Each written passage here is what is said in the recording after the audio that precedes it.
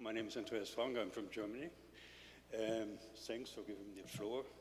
I want to talk more from a helicopter view on AML CFT best practices. First, I would like to start with a statement. The effective enforcement of AML CFT best practices is nothing less than a matter of survival for the democracies. Oh, thank you. Which one? Okay. So is the work of the Parliamentary Security Intelligence Forum under the leadership of Robert Pittenger. It's timely and it's never more important than now. Now I want to explain. Okay, yes. Can you hear me? So, okay. In my presentations given in Paris, Nairobi, and Washington for the forum, I pointed out that if the democracies are not vigilant, then they will be destroyed, like in 1940 when Nazi forces within 6 weeks have beaten the Allied forces, and it took our friends from the US to liberate us. So the Americans liberated us and established a rule-based order. Now, this rule-based order is broken, and you see here, these are starting since the turn of the century that we have an increased attack by hybrid forces from Russia, from China, from other states. And this means that regime and border changes are possible again without paying the price. Another development that is scary for us, it's the downturn in democracies. Since 15 years, it's eroding around the world. Democracies are in a recession. Nearly 75%, according to Freedom House, of the world's population lived in a country that faced deterioration last year. And I see, and I talked to a member here who is talking about crypto, I think the popularity of cryptocurrencies is a clear sign of the distrust of people in their elected government. So we have to change this. Now, even the champion of democracy has a problem, and it's not a partisan, it's a bipartisan problem, because it's according to Freedom House and Bertelsmann and other studies, it's a matter for over 10 years. And I think we have to reverse this trend. This month we had a meeting by G7 members and NATO, and it was interesting. It was interesting to see that NATO identified 3 foes. This is Russia, is China, and is climate change. Now, NATO confirmed that hybrid warfare is applied. It's the first time that they're really doing it, and describe the propaganda, deception, sabotage, the hybrid tools that are used. Now, they did not elaborate how to fight this hybrid enemy, and AML CFT was not mentioned in the NATO communique, and I think this is missing. Hybrid methods of warfare have long been used to destabilize adversaries. What is new is the speed, scale, and intensity facilitated by rapid technological change and global interconnectivity. NATO is still a strong deterrent, and partners like Germany have to pay their share, but they don't do it. But I think we live in a different world where military means will be very difficult to apply. And this is the latest figures from SIPRI, from the Swedish Institute. All nuclear powers are increasing their stockpile. China is in the middle of a significant modernization and expansion of its nuclear weapon inventory. In an increasingly polarized world with nuclear weapons, military options for democracies are very limited. Now here. For Germany, the war in Afghanistan was the longest for 400 years. The human cost of killed and wounded brave Allied servicemen and women and the collateral damage caused to the civilian population is staggering. The US cost of war stands at $2.6 trillion. According to a UN report from 2015, Taliban is organized crime. They have an income of several $1 million every month.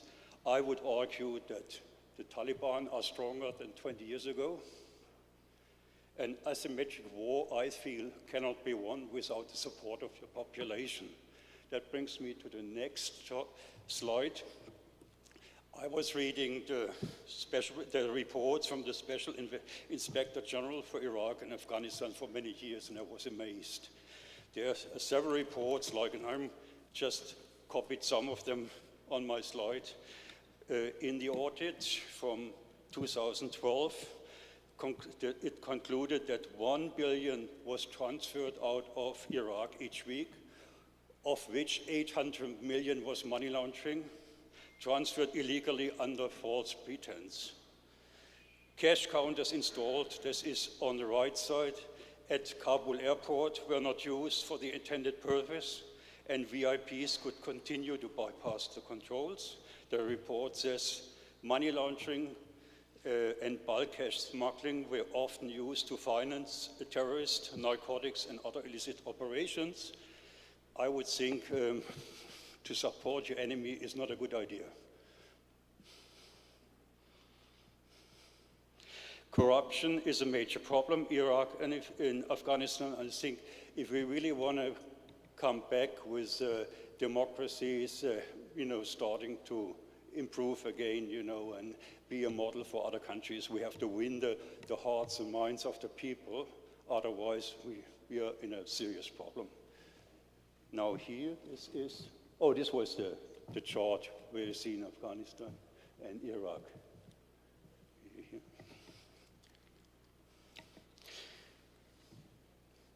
Now, some people will talk about this today or in the afternoon. 80 to 90% of all critical infrastructure is owned and operated by the private sector. They are the first targets of a hybrid campaign. And if we are not careful, like Huawei, Nord Stream, or other possibility that our enemies infiltrate our countries and technologies, then we have a problem with fighting this enemy. So I'm against Nord Stream. I think only a few Germans are, and I'm against using Huawei for the G5 network, so because we are open for infiltration. State of best practices, AML, CFT.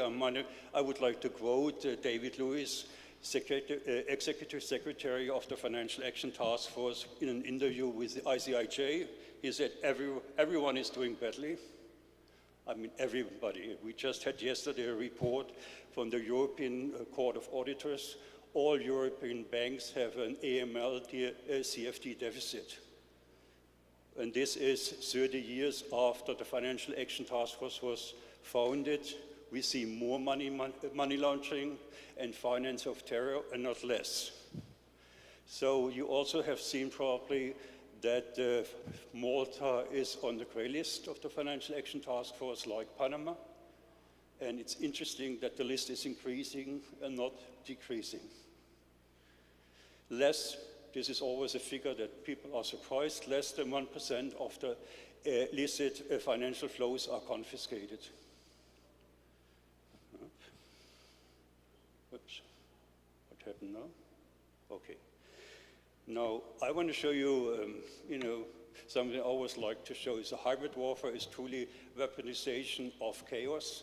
I think we could compare it to a Third World War, where money, disinformation, false information, sabotage, when we look at cybercrime, is the weapon of what we've seen in World War II and World War I. So we have to change our concept of fighting wars. Now, this is an issue. What I don't understand is we have seen very courageous whistleblowers showing us how the crime enabler provide the obfuscation service, and the world has seen it, but you cannot tell me which one of these leaks has really helped to change the world. these obfuscation surveys, offshore structures still exist. I think there are more, not less. And I want to show you here, Panama Papers or Mossack Fonseca papers. We got Putin and Xi family with a pen stone. We saw where they have the money, but we didn't react. Why not? I mean, Putin is not impressed by calling him up and say, we sent some tanks from Germany. He says, you tried unsuccessfully before, but he's impressed when we go after his money. His net worth is estimated of Putin between 70 billion, this is from the Swiss, up to 200 billion by Boulder. The Xi family has some less money. Their estimated net worth is 1.5 billion. Still money they don't want to lose. No. See, this all works with follow the money, confiscate, when the dollar is the dominant currency in the world. Still 88% of world trade is done in dollars.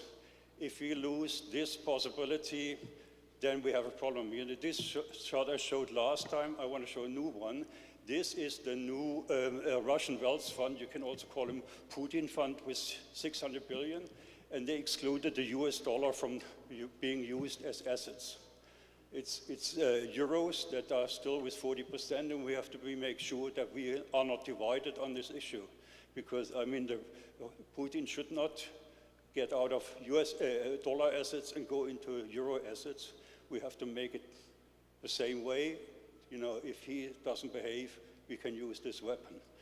Now, here is another issue that is very important for us. When you think about debt to GDP, you always think about the third world, maybe Africa, maybe Asia. But the deep red, these are the democracies. And their debt to GDP is over 100%, increasing fast because of Corona. Well, if we lose the possibility to refinance in our own currency, like countries, Argentina and others, we have a serious problem also on the political side. Now, last not least, you know, it was something NATO said, and then I stopped. Climate change is for NATO a threat to peace.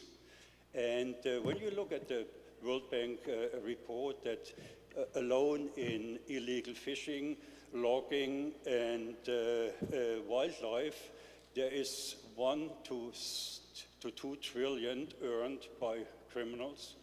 The only way to get the money from them is by anti-money laundering. How to stop them? Because I don't know how else can you stop the people from doing this business. So thanks a lot. Oh, yeah, okay.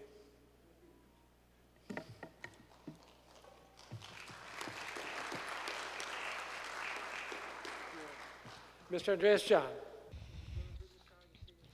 Señor Andrés Frank. Disculpe. We would ask all the speakers to be aware that we're on a time frame for the whole world, and we have a clock that keeps us tracking on that. Thank you.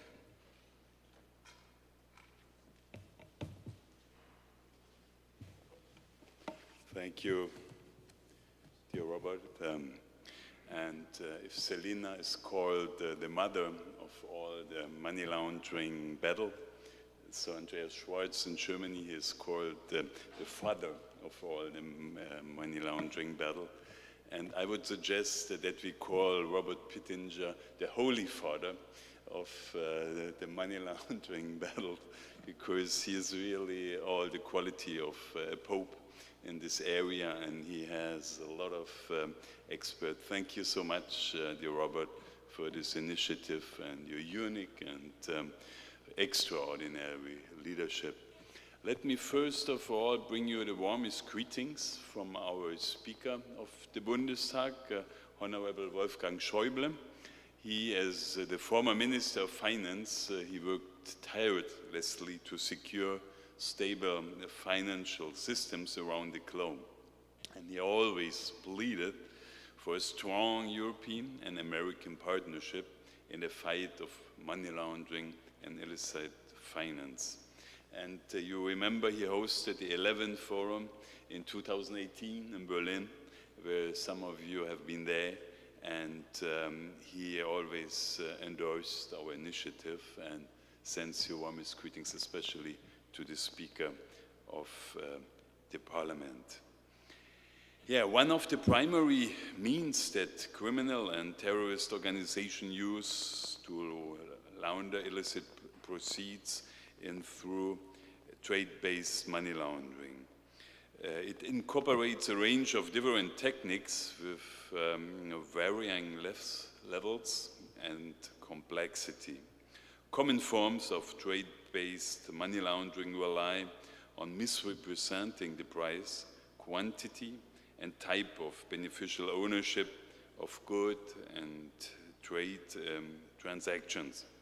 According to a recent General Accounting Office report, trade-based money laundering accounts for hundreds of billions globally every year and is now a primary method of laundering illicit funds. The US State Department has identified 26 countries having high risks of trade-based money laundering.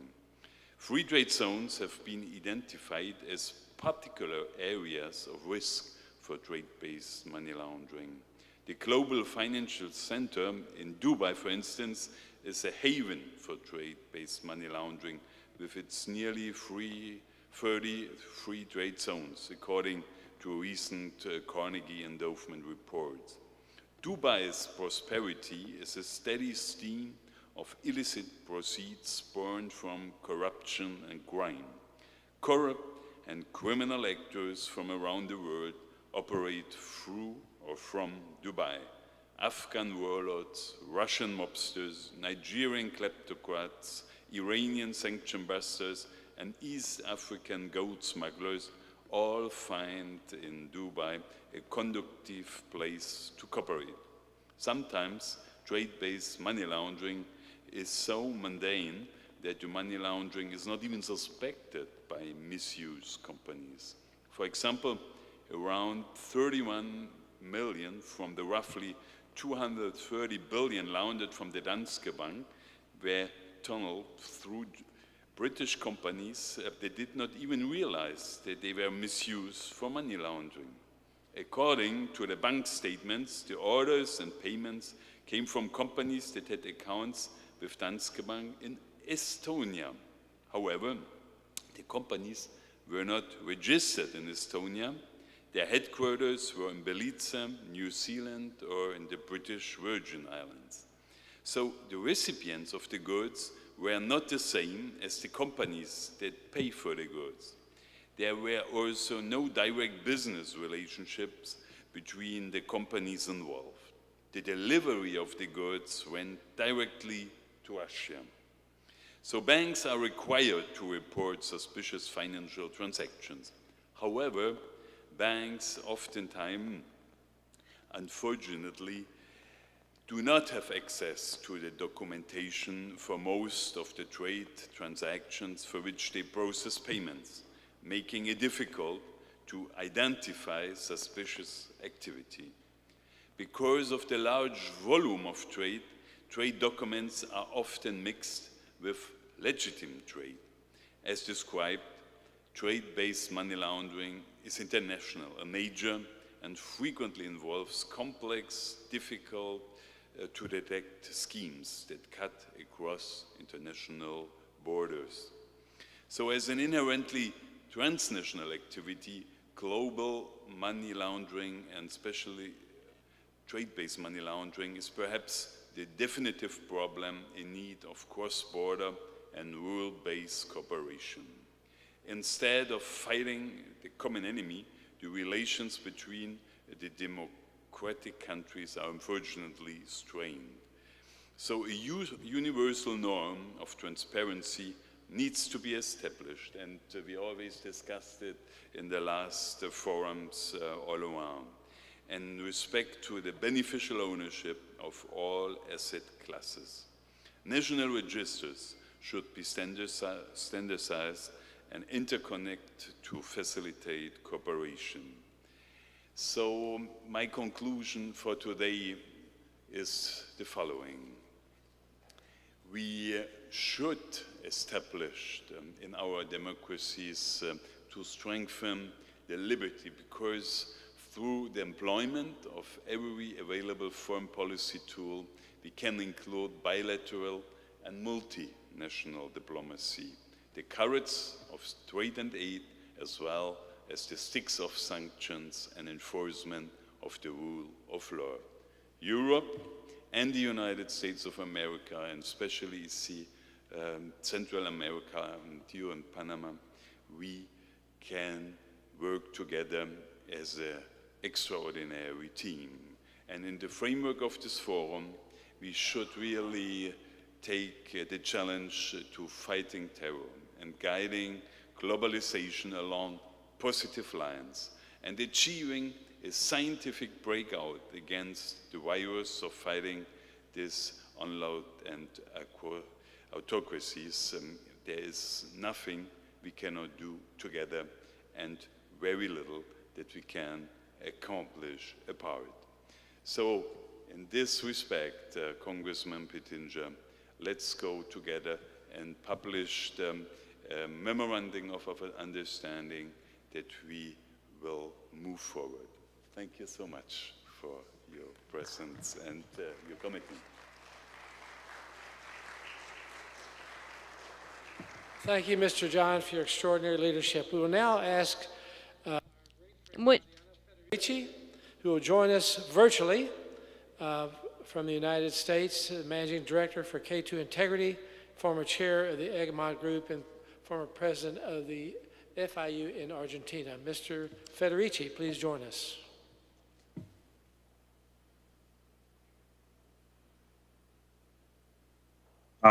Thank you, Robert. Thank you very much. With your permission, I would like to address the audience in Spanish. Buenos días. good morning to everyone.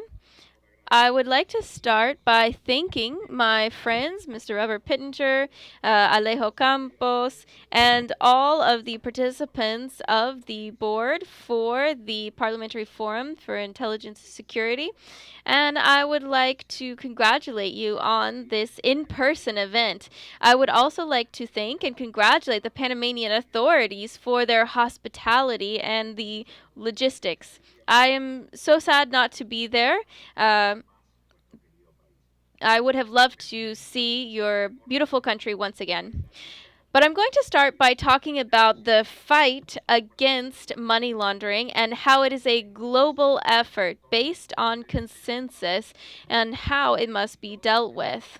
The crime that we pursue are transnational crimes. The threats are also, in many cases, transnational, and especially for a country like Panama, they are threats that are, without a doubt, transnational. I say especially in Panama because of its characteristics in its jurisdiction can make it especially attractive for those who have committed serious crimes in other countries and who would like to take advantage of the vulnerabilities in order to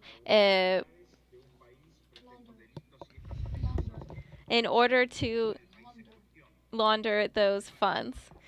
This is a global problem which involves all of us and affects us all negatively. We're living in a globalized world where societies in one jurisdiction are created in one place, develop open bank accounts in others, and receive funds from another jurisdiction. They are being used to often do regular and legal business, but they can also be used by criminals and who seek to develop that appearance of legal activity. This represents a problem, not just for our countries individually, but for the world as a whole. So there must be change And we can see that the consensus that we have achieved over the last 30 years has created a global strategy which allows us to fight against money laundering and terrorism financing. Expressing these standards, these international standards that all countries are called to meet, is very important. This is one of the fundamental pillars of our strategy, because when we talk about threats and global crime, our response must be global and it must be homogeneous. That homogeneous nature is fundamental in order to create a dissuasive nature at a global level so that they cannot find places to hide themselves and to commit their crimes. This is fundamental to achieve effective cooperation between different countries, which allows for precise, complete, and opportune reaction to this call to cooperate with any country that needs support from another. Only with a serious commitment from every country to the consensus that are in our norms and standards, only then will we truly be effective at a collective level to protect the integrity of the international financial system, the internal integrity and security of each country itself. The global financial system is so important to creating fluidity for production and for the movement of productivity and global commerce throughout the world. Preserving the stability and security of the international financial community is key to continue growing and developing globally. For that reason, any factor that puts the global financial system at risk is and will be rejected by the international community. And that is a risk factor, a fundamental risk factor, which is the lack of integrity or the lack of security in the global financial institutions. Integrity is so important. It is everything that creates health and security in the financial system, and it must be protected in order to prevent stability risks and therefore risks to growth and development. Money laundering and terrorism financing create a significant risk for the financial system, and countries that do not take on a serious commitment to face financial crime will see that their internal stability is threatened, their growth is threatened as well. First of all, because they open a space to organized transnational crime, giving them power, and money is exactly how they get power. That is what gives them firepower, corruption power. All of that comes from their economic power. And the end that they seek is economic benefits, not just to control, consolidate, grow their power, but also to be able to use their earnings. So everything that favors money laundering is contributing to the growth of organized crime, whether they're operating in one country or another. And for that reason, it is a threat to the integrity of the international financial system. We want to close all spaces to organized crime, all opportunities to act within any financial system. Let us remember that threats to peace and global security, like terrorism, seek to use the financial system to support their operations. Terrorists would like to have mechanisms that allow them to gather funds and to put funds in the hands of those who will plan and execute attacks. Any country that offers a space for terrorism financing, whether it is actually leading to direct actions or whether those criminal groups actually reside in that country, regardless, they represent a threat to global peace. Because, as I said, the goal is to close all possible opportunity windows to terrorists to have access to funds that can be used to create harm. The expectation, the global expectation for all countries, is that we take on a strong and serious commitment to avoiding, to criminalizing, to acting against and preventing these kinds of international crimes. Over the years, our perspective has evolved, but from the beginning, one of the key principles was involving not just the public sector, but also the private sector. And this is simple and straightforward. On one hand, opportunities to prevent and fight against these activities occur many times in the private sector, but also those who benefit are mutual. We benefit mutually in working against this. So global consensus calls us to align with a strategy that will allow us to prevent and mitigate these risks. Countries that do not commit seriously to this will become like a black sheep in the system, being rejected by it. The global strategy consists in each country understanding its risks and deploying actions to mitigate it effectively. It seeks to work with the international systems so that intelligence and information can go from one country to another, allowing countries to fight against the criminals. It allows for supervision of financial entities as well as the designated non-financial services in fulfilling their commitments in AML and CTF, aligned with their risks. It seeks for people and judiciary organizations to not be used to fund to fund or finance terrorism, and it seeks for information related to these issues to be shared globally without any impediment. It also seeks for technology to be used by the relevant government entities, and that all financing activities will be investigated in an effective way, that criminals will go through a judiciary system and will be punished in a dissuasive way, and this will allow for the dissuasion of those who desire to continue collecting these kinds of funds. The global economy is protected this way, but from threats of terrorism, and the system itself is protected in its integrity. Panama has not been successful in effectively applying these strategies. The most recent evaluation of the FATF showed that there were significant deficiencies in the system which have not yet been resolved.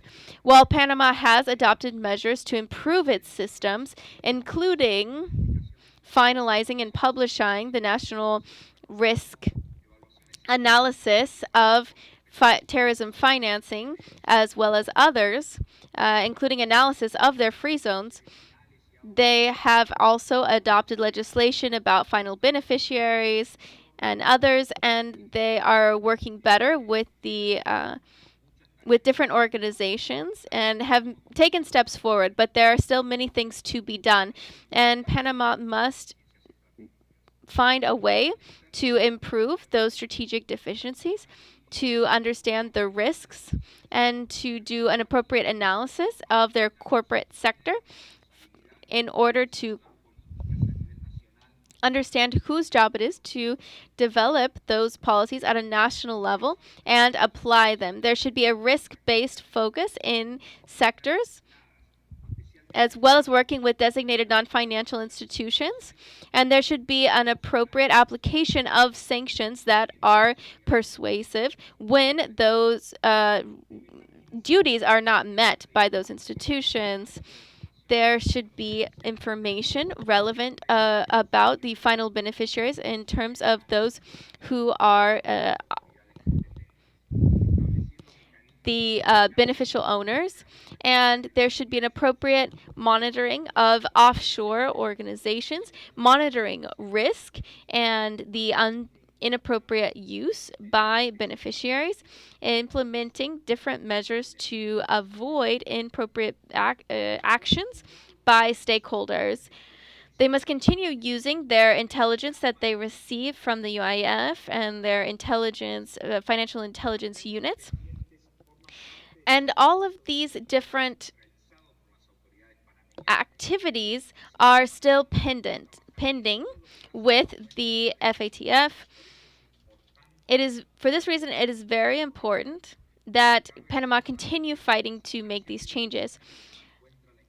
At this time, in the process of implementation of the global strategy, the international community seeks not just to meet these formal standards, but also to effectively implement, which is what allows for the mitigation of risk and to also understand how well the system is meeting its goals. In order to finalize, the fundamental pillar of which this strategy rests upon is trust. Countries continue to be trustworthy to meet their commitments in the fight against money laundering and financial crime. This is not about fancy words. It's not just about the sanctions or the institutional reforms. Trust is measured fundamentally by actions. That is to say, effective implementation. So, my advice to my dear Panamanian friends is to focus on those pending activities, to implement the action plan that you committed to, and to do it quickly without losing any more time. And in this way, you will recover the trust of the community, and you will see a difference because of that. With that, thank you very much. Very good. Thank you, Mariano. Excellent statement. As we consider how to mitigate these challenges of illicit finance, illicit trade, critical in this is the proper use of software capabilities. And that's why I'm so grateful that a company like SAS, the largest analytical software company in the world, has come here for this meeting, has been with us at other meetings around the globe, to show the capabilities that we have today. We've had many discussions with Mr. Ferrari, a fine man I've met with a number of times at the Cologne Free Trade Zone. We need technology there to track the trade through the system. Those software capabilities are available to us. And so that's why I'm grateful for Mr. Jeffrey Cooper, the director of FinTech at SAS, the former director international of operations at the IRS Criminal Investigations, to join with us now. Thank you, sir, and thank you for your company that provides such extraordinary leadership for free people around the world. Thank you, thank you. Thank you, sir. Good morning, everyone. Thank you for the opportunity to speak at this prestigious event. Thank you, Congressman Pittenger, for the summit and putting this on. This has been my first travel since the global pandemic, so I'm glad to be here in the country of Panama. I'm going to tell you a little bit about my background, though, a little bit more about it, because it really sets the stage of how I look at anti-money laundering. And how I look at financial crimes. So I spent 30 years with IRS criminal investigation, fighting both civil and criminal fraud. I was the director for international operations with attachés dispersed around the world. I had an attaché here in Panama, so I've worked with the Panamanian government. So I've worked tax investigations, money laundering investigations, trade-based money laundering, transnational organized crime, public corruption, you name it. And one key point to all of that, it's about the data. Here at SAS Technologies, I travel around the world. I help government agencies really understand the benefits of utilizing technology to the best of its ability, and helping those governments understand that the cost of doing nothing is not nothing. So on one hand, as a criminal investigator, my job was to follow the money, and I did a really good job, and IRS did a really good job at following the money. But as a technologist, it's all about the data, following the data. The data really tells the story, and the question is, what story does it tell? So if you look at like the last 20 investigations that involves CFT, that involves money laundering, there's always been an IRS criminal investigator somewhere behind the scenes. So as you look at, and I say that because as you look at how to really fight this, you really have to look at it from a holistic point of view. So you have to look at, one, the technology, right? So how long does it take for an individual to go through, I don't know, 10 million financial transactions or 1 billion financial transactions? How long does it take an individual to do that? And no one knows that. No one knows that answer, but I can tell you with technology, you're talking minutes, hours, sometimes days, but to go through those transactions. So you have to have the technology that's there to use. So let's talk about technology from the standpoint of digital transformation. We're in a digital transformation right now. Whether or not the organization wanted to be in that digital transformation, they're in it. We worked from home for the past year. Well, the criminals, they kept working, right? So looking at, if you look at the GDP right now, more than 10% of the world's GDP, if you look at the economic stimulus, that accounts for that. So right now, tax evasion and noncompliance is the largest economic crime in the world.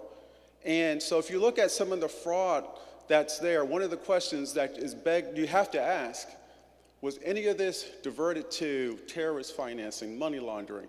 And what percentage, right? What percentage of that? You have to be able to ask those questions. And then how can technology help to answer those equations there? So professional enablers. You have to look at professional enablers from the standpoint of looking at the attorneys that are out there, the bankers, the individuals that are helping to facilitate transnational organized crime, money laundering. What's lying deep behind the data that tells the story? The data is always there. Whether or not governments do a really good job, and even I worked for IRS for 30 years, and I worked with other countries around the world, and everybody was great at saying, give me this or give me that, but not necessarily how to use it, right? How does the information that you get, first of all, are you utilizing it? And then how does that correlate to the rest of the information within your agency, one, within your country, two, and then how does that correlate to the information with all the partners around the world? So you have to be able to get a 360-degree view of a corporation, of an entity, because, I mean, let's face it, they're just hiding behind the fact that their hope is that governments will not work together. Also, let's talk about cryptocurrency, right? So folks are scared with cryptocurrency. It wasn't until 2014 that the United States said that cryptocurrency is property. Right now, the IRS, for the very first time, they put whether or not you have cryptocurrency is on the front of the Schedule 1040. Well, so if you want to stop money laundering with cryptocurrency, I think it's an opportunity for government agencies around the world to do the very same thing, to have a united front. And with it being on the front of the tax return, what that means, though, is that that's a significant emphasis on it. It goes back to when you're reading the Washington Post, which is a paper in the United States. If something was on the second or third page of the Post, of that article, of that newspaper, it didn't have much of a significance. But because it's on the front page, it does have significance. But to demystify cryptocurrency, the IRS and other government agencies are using technology to demystify it. At once upon a time, you was anonymized, but no longer are you anonymized because you have the technology, you have the ability to link data together in real time to go after these bad actors, to even calculate it in real time. And that's definitely a significant increase there. Also with cryptocurrency, and I can tell you what's challenging out there, though, is that, so on one hand, you have the Bitcoin, and agencies with technology have gotten really good at looking at, let's say, the cryptocurrency. But one of the challenges on top of that is what's called non-fungible tokens. So now you have a Bitcoin, on one hand, that you use fiat currency to purchase.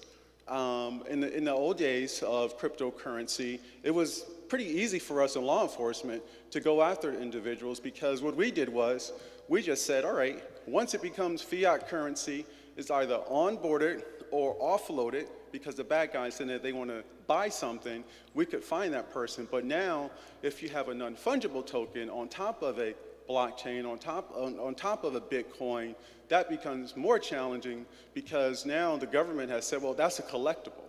So now you have a property, gain or loss, and now you have something that's called a non-fungible token that we've identified as a collectible, but also with that, there's not a unified answer for it.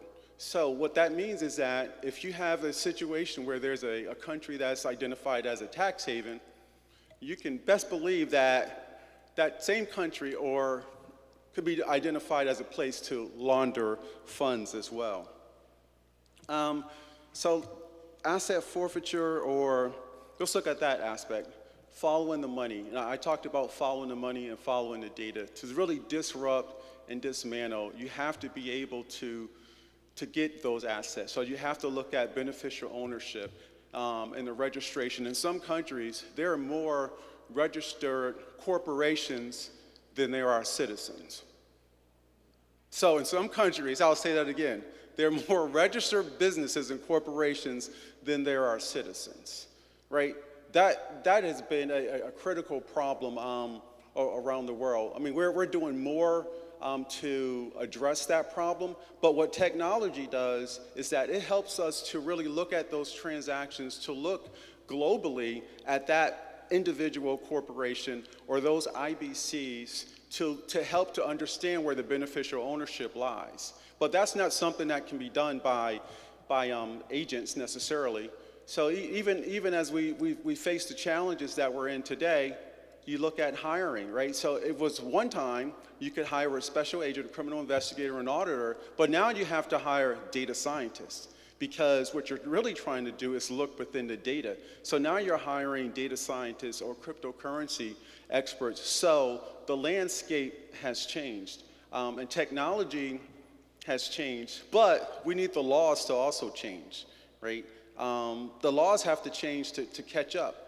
There needs to be more cooperation with the public-private sector that's out there, because it's one thing to have legislation, it's another thing to ask the governments to enforce it, and it's a whole nother output. You have to look at the output. How is this information going to be utilized? Because what you don't want to do is you create a situation, and we did this early on with FATCA, and we did this early on with FATCA, where we required countries to provide us information, and we didn't have the quick means to utilize the information that was gathered.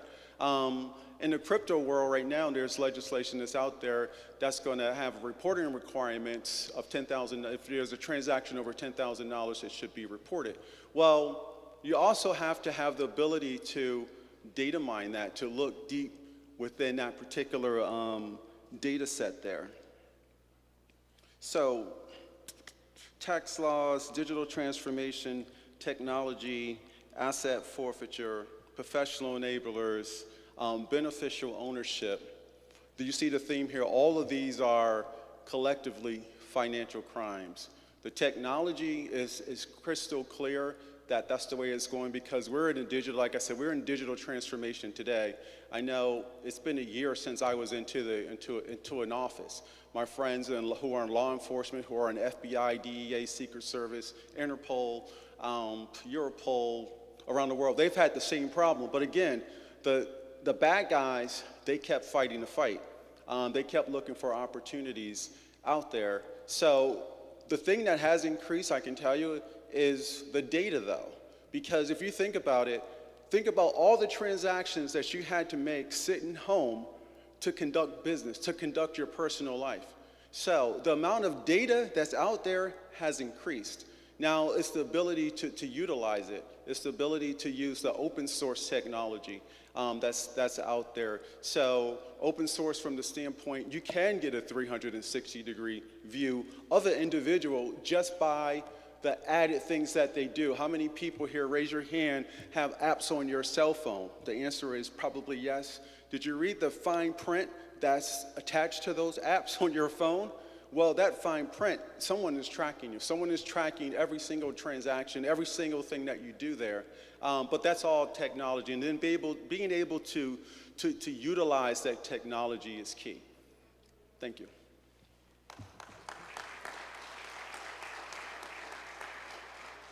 Excellent presentation. Thank you so much. We now will hear from Mr. Pete de la Cuesta, the FBI illegal attaché at the United States Embassy in Panama.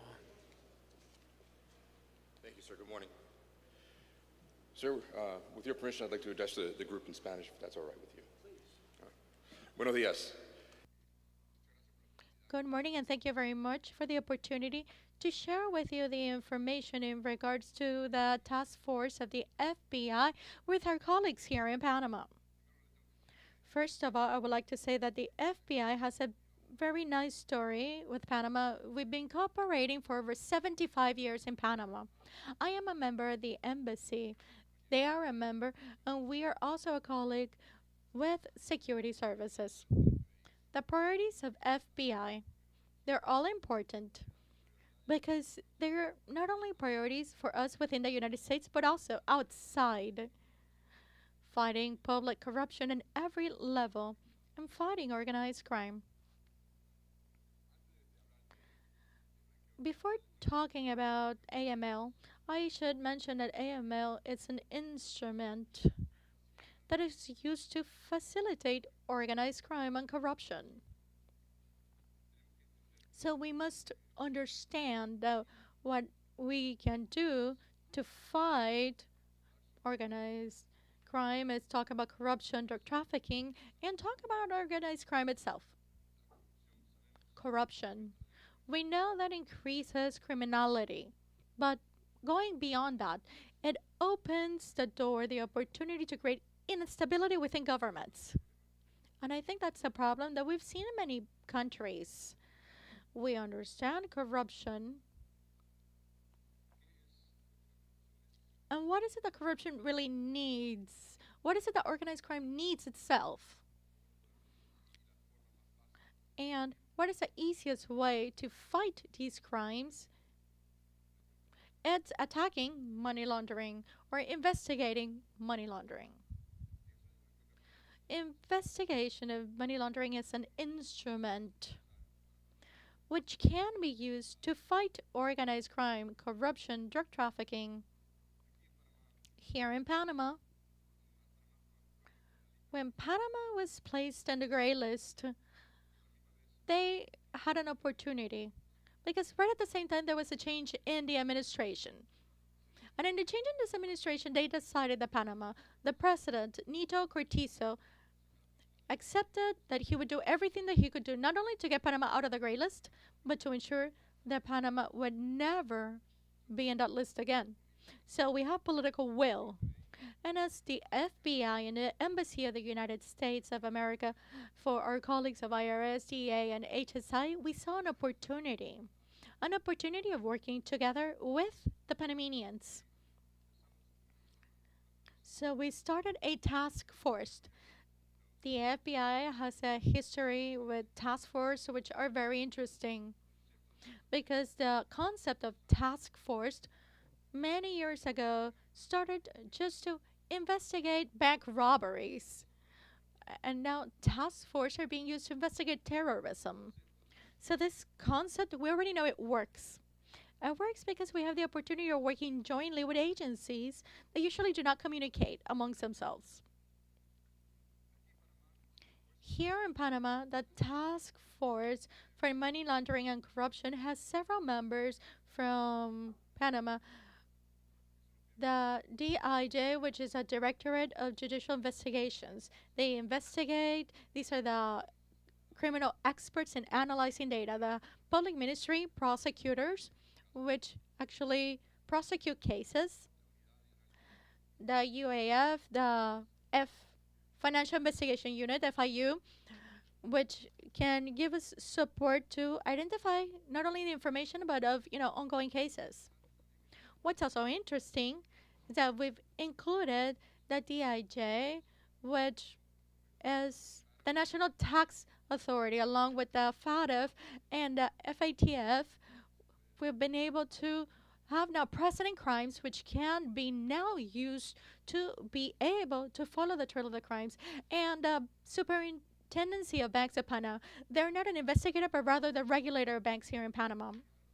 So it's important to change the regulations that can facilitate investigations within the country itself.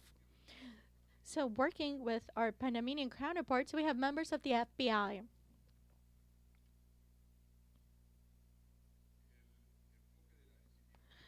The approach of this initiative has 3 points. One, develop capacities to ensure that the personnel and the staff that are carrying out the investigations have that capacity and understanding of the processes within the crime itself and the different ways in how investigations can be carried out.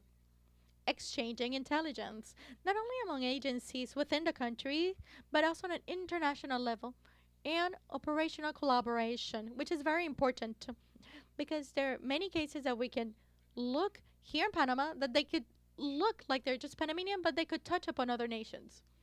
And here, many of the cases in Panama will touch the United States because the 90 plus banks here in Panama have a corresponsal relationship with banks in the United States. And this corresponsal relationship gives us the United States, the FDA, DEA, HSI, and IRS. Then we have the opportunity and the jurisdiction to be able to investigate.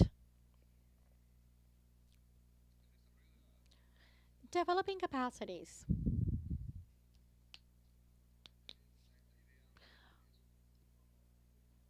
The idea here is to understand different processes. Different processes that might have been used in Panama previously, learning from processes that we've seen for many years and have used in the United States, using technology, new technology that has not been used here before, but it has been used by the FBI to facilitate investigations. How to look into bank accounts, the required process to analyze a bank account. The process here is slightly different to what we do in the United States. Here it could take up to 3 months just to check one bank account because of the amount of data that it could have. We have different processes that are able to facilitate that using now technology. We can do this in 1 day or even hours. This exchanging an opportunity to work together, we're able to bring in technology and experience from our investigators to be able to facilitate this.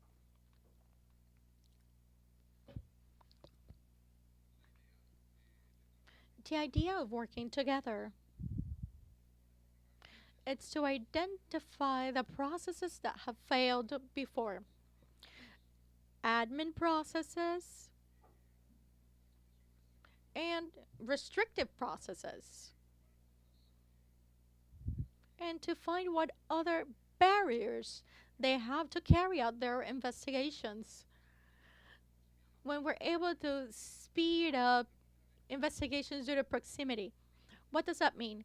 Finally, they're sitting together in the same room, not in different parts of the city. We have the public ministry, which is sitting right next to a member of the DIJ, right next to a member of the Panamanian FIU, along with the FBI in the same room to be able to share information, to talk about the cases, and to think about how we can work not only faster, to be a lot more agile in the investigations,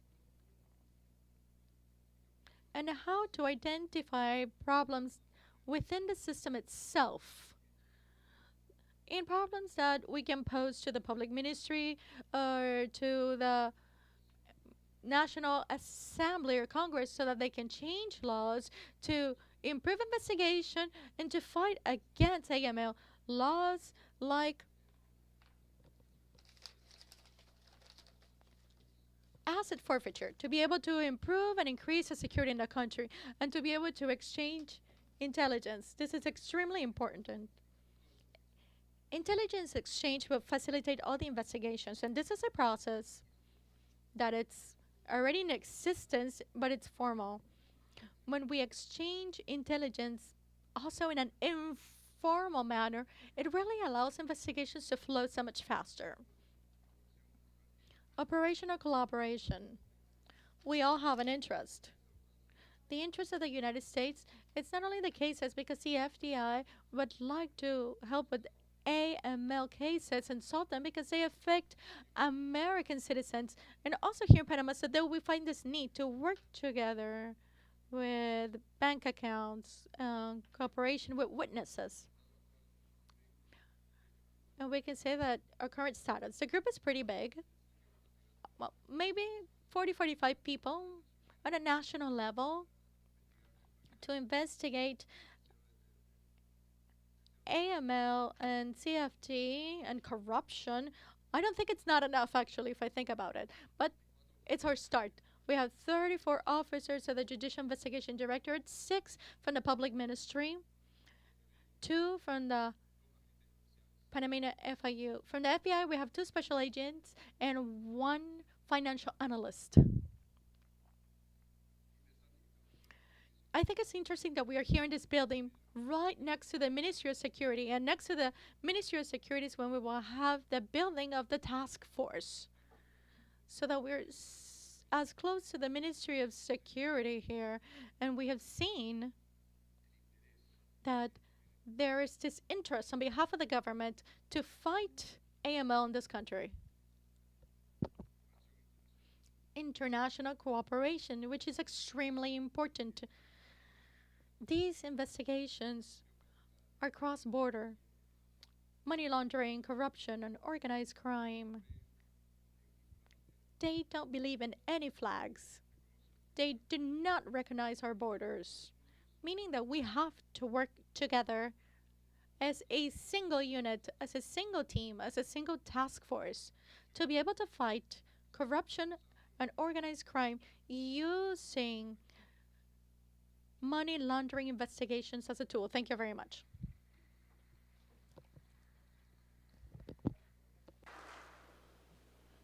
Thank you, sir. Excellent. Well, that commences